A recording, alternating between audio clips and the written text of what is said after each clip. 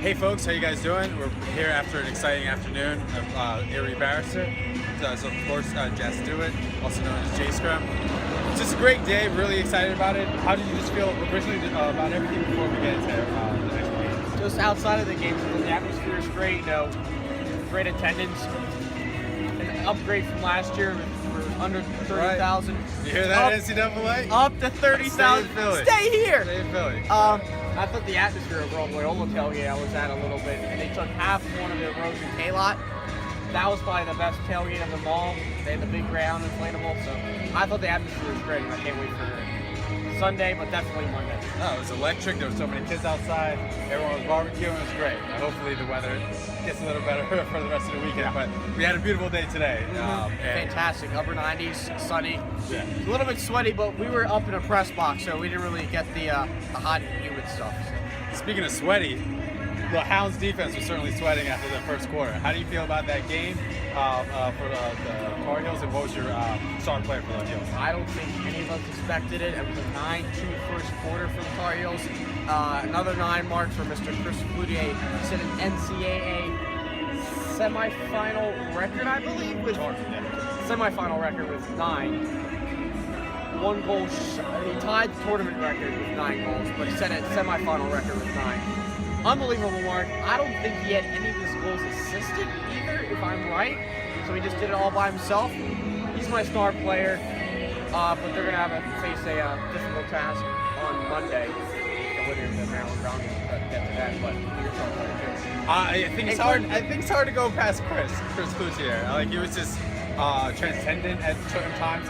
He was very gracious and humble in the press conference. I loved how he was passing off all the accolades to his teammates, like they were passing the ball to him and in optimum places for him to score. They just did a great job all around, and I think it's obviously when a guy scores 9 goals in a semifinal game, you got to give him the player of the game. Also of note, Steve Pontrella, 2 goals, 3 assists. Stephen Kelly took all the faceoffs UNC with 19 of 35 against Graham Savio and Mike Orifice, who took it for Loyola. So overall, a great day for UNC, great day to be in Tar Heel. Joe Brescher's going to meet his 91 team here at the lake. And he'll be the coach of this year's current UNC team, trying to win a national championship. First time since that 1991 team, too. Well, unfortunately for the Hounds, they just weren't able to do it. Like, what, before we go to the other game, what was the one thing that you kind of felt like was lacking with them, especially early on? It just seemed like, the game got away from them in the first quarter. I think no doubt goal. Jacob Stolberg, he started the first quarter, 9 goals against. It seemed like every shot UNC took in that first quarter, I think they had a stretch where they 5 shots, all went in. I mean, that didn't really happen at all. I'm trying to find saves. Only had 2 saves in the first quarter. And then Greg Lamone came in, a sophomore, 4 saves in the second. Total off for 7 in the other 2 quarters that he came in. So 7 total in the 3 quarters. It kind of, with Bones Kelly dominating the faceoffs, went 7-12 in the first and 7-9 in the second. It kind of was a story that UNC was probably bound to win it, but they had a great comeback in the second half. Tyler Albright had 3 goals. Pat Spencer had 5 assists. He tied the Loyola single season record with points at 89. Back in 1991 it was set. So good for him. Should have been a first-team All-American. He was second-team All-American. I don't know about that. Free Pat Spencer. Free Pat Spencer. Not only to Wharton race, but second-team All-American. We're good with Dylan. Dylan deserves that. We're good for that. But he should have been nominated. But he definitely should have been nominated for the first-team All-American. Come on. I think I agree with you. I think Loyola just got a little bit out of place. They started, everything just seemed to go too fast for them. Their goalie Stover's been amazing throughout the year. I know they were switching in and out early on, but it was locked down the goalie for most of the second half of the season. And it's as the coach said, you dance with the date that you brought. So I think you gave him a chance. In the press conference, he said that he felt like needed to jumpstart the defense, and also he didn't want to leave him to hang out with a guy like that anymore.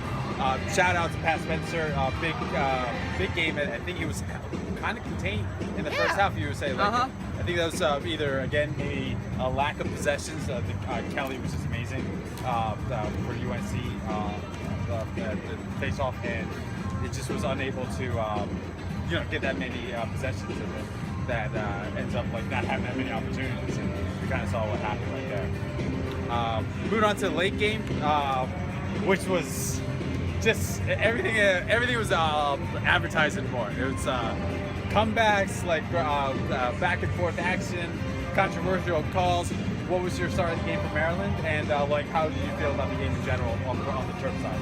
I mean, Colin Heacock probably, because he had the goal that counts, overtime goal. From Matt Rambo, that was one of 5 assists for the LaSalle, wrapped out of LaSalle. Outside of that, Rambo had a goal, 5 assists. Heacock, 3 goals, 1 assist. 12 different point scores in this game for the Terps. Very balanced. Pat Young, after 4 goals and I believe 2 assists last week, he only had an assist. Tim Rotans dominated at the second midfield with 2 goals, which they call the gold unit. And I love that Matt Dunn goal from 2/3 over that straight line. Into that goal. Above us, like all the way to the. It was amazing. Reminded me of Stefan Bergman from LaSalle back in 2013. Except he did it all the way at full field, 80 yards, boom, into the other net. So, I mean, give me Colin Heacock, star of the game, because he came in when they needed him to come in and game winner, and they're going to be playing UNC on Monday.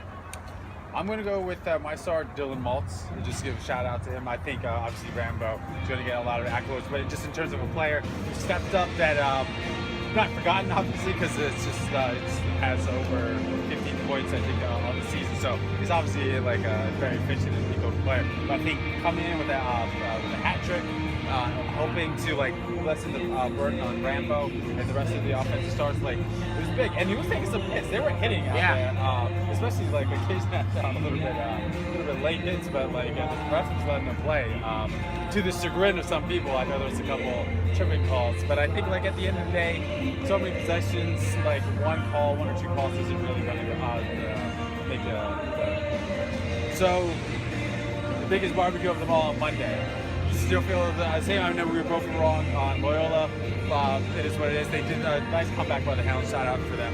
I did get Chris Cloutier right. If you watched the pregame shot, I did get Chris Cloutier right. I've always said Chris would be the one who gets things right. I'd be the one who gets things wrong. But good to see the prophecy was true, just like we always predicted. But who do you still feel like now that we have Loyola out of it, with the Carolina in, how do you think that will change, or do you going to stick with that terms?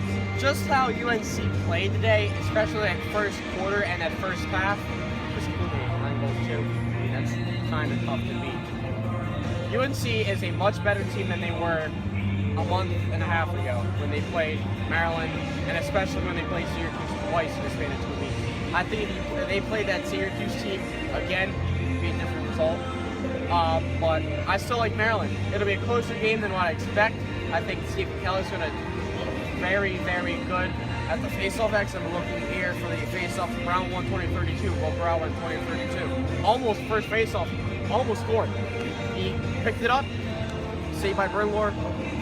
But I think Maryland's defense is very, very good. They're dominant. They are great with decision making along with their offense. It's kind of going to be tough to pick against the Terps, but it'll be a fight, and I hope it's an exciting game. I think it should be.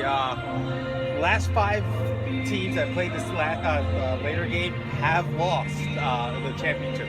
So you wonder maybe with the Heat, the extra time, just the physicality of that game, the fact that it was a lot more pressure filled than the one for North Carolina. I mean, North Carolina had to sweat a little bit in the second half, but they were kind of in control of the first half. So you're going to think maybe that will be detrimental to the Terps, but I think it was such an emotional win. Winning in overtime after this furious comeback by Brown, scoring 5 goals in the fourth quarter to take it overtime. I think the Terps are going to ride that into the Monday, and that their depth, having just, as you said, 12 different scores, or some 12 different registered points. Yes. You're going to have people who were on the field a lot, but Tubman was able to rotate people, and even if Pat Young maybe didn't have his 4 goals like he had before, he was still on the field enough to give some other guys the rest. So I still, I know there's that streak of 5 years in a row, but I'm going with you. We're sticking with our guns. I think it's Terp City. Shout out to Terps. They're gonna win it. We think, hopefully. And 19, break that 41-year-old curse, I guess. Is the Yeah, word? I don't it's know, a curse. But It's a monkey. Yeah, they're gonna be partying at College Park. At least that's what we think. So. Yep.